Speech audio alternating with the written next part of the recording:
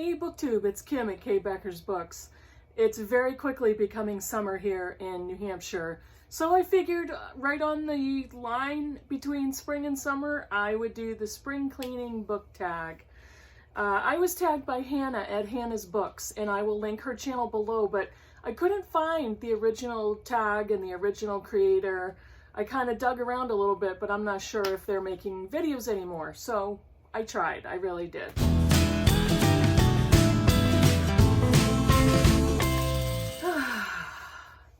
It's, I think, almost 90 today where I am. So technically it's not really spring anymore, but I'm doing it anyway. So come on. There are 8 prompts to the tag. I'm going to be looking down a little bit because I have my tablet. And I'm going to try not to do this so all you see is the top of my head. So I'll try to hold up my tablet so I can actually read the questions. I might have to be doing this the whole time. You know how it is. Middle-aged right here. Yeah. Okay, here we go. Prompt number 1, the struggle of getting started. A book or book series that you have struggled to begin because of its size. And this probably needs no explanation. I have this copy of Les Mis. Look at that. Let me get the page count. Oh gosh. This goes past, oh my gosh, 908 pages. And I don't know if you can tell, but look how small the print is and how narrow the margins are. I really want to read Les Miserables by Victor Hugo, but come on, I'm gonna need a magnifying glass. Very intimidating. Prompt number 2, cleaning out the closet. A bookend or book series you want to unhaul. This is funny, interesting, ironic, but I've been looking at these books on my shelves for a long time. I was considering, do I really want to read them or what do I want to do with them? And I was thinking about, is it worth it? And I was going to ask some of you, is it worth reading the series? I'm not big into series. There are some that I've enjoyed, but this one so far has 4 books. I'm not sure if there's going to be any more. And you'll know what I'm talking about when I show them to you. The Cuckoo's Calling by Robert Galbraith. We all know who that is. The Silkworm, and Career of Evil. Now, the 4th book came out in the last couple of years. Lethal White. What the heck? What's with the design difference? And this is Mulholland Books from Little Brown. And this is also Mulholland Books from Little Brown. Same publisher. Why the style difference? Why was the art changed on these books? More importantly, I don't think I want to devote any time or commitment to a Robert Galbraith series, aka a J.K. Rowling series. It's unfortunate that now the series or the books are kind of tainted. Not kind of, but they are, and it's disappointing and kind of infuriating. I just don't, I have better things to devote my time to, and that's what I'm going to choose to do. So I will unhaul those books. Number 3, opening windows and letting fresh air in. A book that was refreshing. This might seem a little interesting or odd, but I picked Kazuo Ishiguro's The Remains of the Day. I absolutely love this book. This is a road trip story of an English butler. He is, the estate that he serves is turning over ownership. And so he's reflecting on his service to the family. He's reflecting on his career and the number of years he spent. He goes on a road trip of the English countryside, and it's such a beautiful story, beautifully written. And I just loved it. I loved reading the description and the atmosphere and the thoughts of our butler. And I haven't even yet seen the movie, but I absolutely loved this book.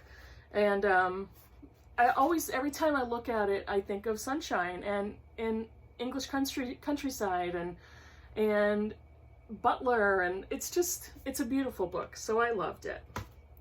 Number 4, Washing Out Sheet Stains. A book you wish you could rewrite a certain scene in. This is The God of Small Things by Arundhati Roy.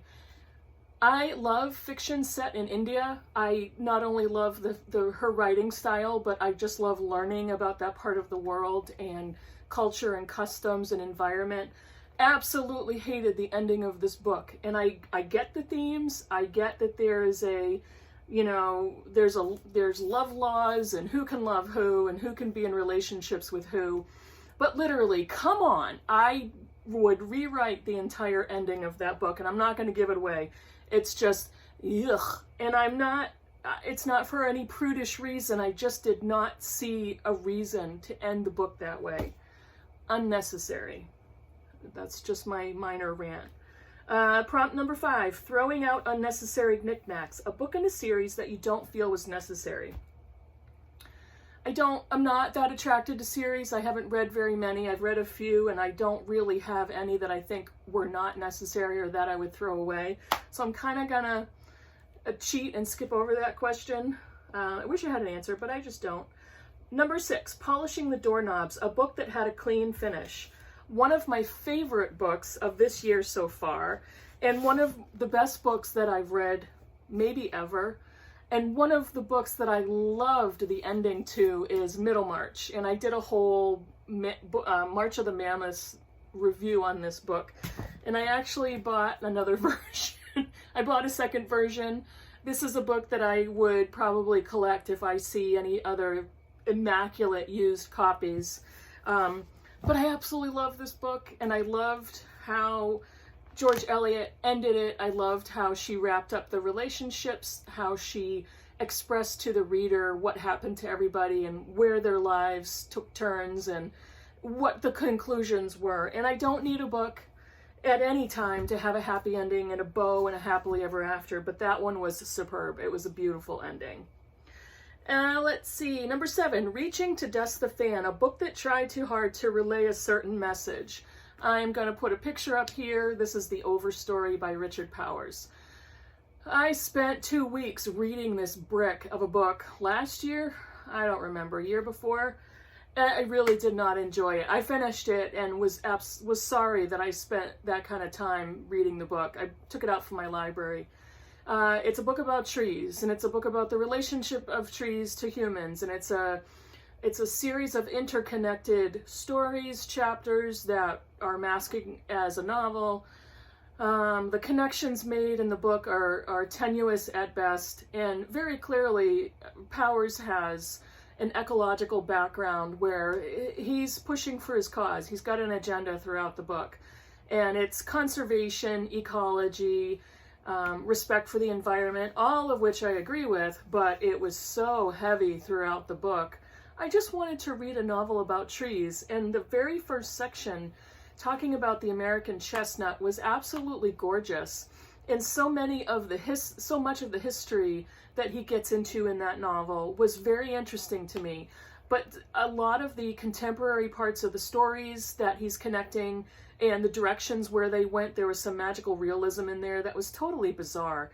And I just did not enjoy that book at all. And he's a good writer. He definitely knows his stuff. I wasn't really impressed with his style, and very heavy. The book was really super long. Didn't need to be. So clearly I wasn't happy with the Overstory. Oh boy. So the last prompt, and number 8, is the tiring yet satisfying finish of Spring Cleaning, a book series that was tiring yet satisfying to get through. This is one of a few series that I read and finished. It's a trilogy, and this is N.K. Jemison's The Broken Earth trilogy, which I loved book number 1, which is the 5th season. Book number 2 is The Obelisk Gate, and book number 3 is The Stone Sky. The 5th season was a 5-star book for me. Absolutely loved it. Science fiction, not so much with the spaceships and the technology, a little bit of that, but there's some magical stuff and a little bit of fantasy, maybe science fiction-y. Gorgeous book. Loved the story. Loved the ideas that she was expressing in the 5th season. I loved everything about this book. It was a mystery, had a major twist at the end that I absolutely loved. The book could have ended there. So I did go on to the second book, The Obelisk Gate. Started to explain a lot of the things that we knew were coming from reading the first book. And I gave this book a 4-star on Goodreads, and really enjoyed it. I clearly loved the first one more. And eventually The Stone Sky, which is the third book in the trilogy, I gave a 3-star rating because it was a little clunky to read, and I started to lose interest and was struggling a little bit with the complexity of the story by the time she got to the third book. I'm very glad I finished it. I'm glad I read it. This was a conclusion to what we already saw coming as readers. So it wasn't, there weren't too many surprises at this point, but I was very glad to finish the book, say I read the series, and for the most part really enjoyed it. So that is it. That is the spring cleaning book tag.